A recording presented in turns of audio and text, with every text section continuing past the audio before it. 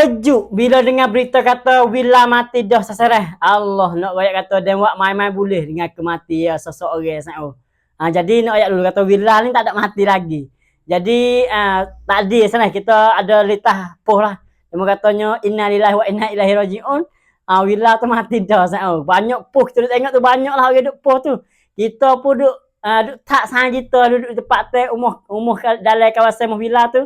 Nak tanya kata sungguh atau bahan sana, tapi tak ada jawapan juga. Tapi alhamdulillah sao lepas ngorek saat ni tu Willa Willa sendirilah sao post dalam Facebook dia katanya dia tu masih ada lagi orang post tu. Dia tahu kata punca tu mari daripada mana, pio orang post mula-mula sao. Jadi banyak sangat post asal dia lah zaman kereta sana.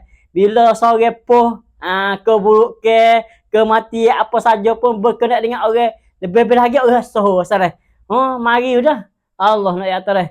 Apa dengan kematian dia buat main-main boleh. Kita pun tengoklah Willa poh lepas ngorek dia kata Allah nak kata dia motor dia tu banyak sai, banyak orang bakat tu dia. Sebab tu nak tanya kebenaran ni lah. Kata Willa ada rogi ataupun tidak. Tapi salah Willa kata dia terkejut juga. Alhamdulillah dia katanya dia tak ada mati lagi. Dia masih ada lagi. Salah. Jadi berita ni adalah berita palsu.